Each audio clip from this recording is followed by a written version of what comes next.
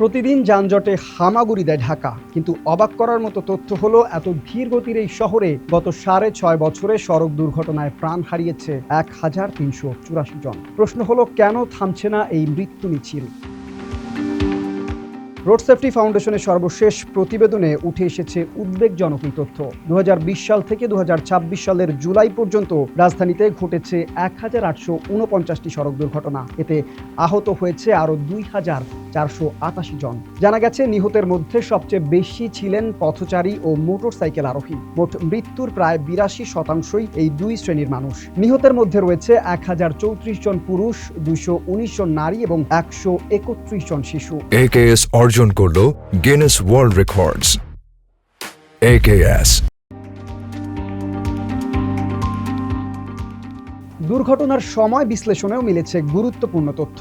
সবচেয়ে বেশি প্রাণহানি ঘটেছে রাতে। মোট মৃত্যুর 37.50% রাতের দুর্ঘটনায়। এরপর রয়েছে সকাল, দুপুর, বিকেল, ভোর এবং সন্ধ্যা। এদিকে দুর্ঘটনায় জড়িত যানবাহনের তালিকার শীর্ষে রয়েছে truck, covered van, pickup, tanker ও ময়লাবাহী ট্রাক। এরপর রয়েছে মোটরসাইকেল, বাস এবং অন্যান্য যানবাহন।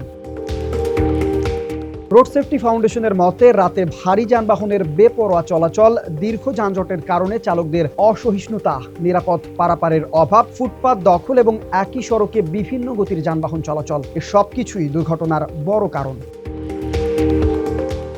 যাত্রাবাড়ী, ডেমরা, মোহাম্মদপুর, কুড়িল বিশ্বরোড এবং বিমানবন্দর সড়ককে দুর্ঘটনার হটস্পট হিসেবে চিহ্নিত করা হয়েছে। সংগঠনটি বলছে, রাজধানীর সড়কে শৃঙ্খলা ফেরাতে কোম্পানি ভিত্তিক বাস চালু এবং BRTA, BRTC, DTCA, city corporation এবং ট্রাফিক পুলিশের সমন্বিত উদ্যোগ জোরদার করা জরুরি। কারণ নিরাপদ সড়ক শুধু একটি দাবি নয়, এটি প্রতিটি মানুষের মৌলিক অধিকারও।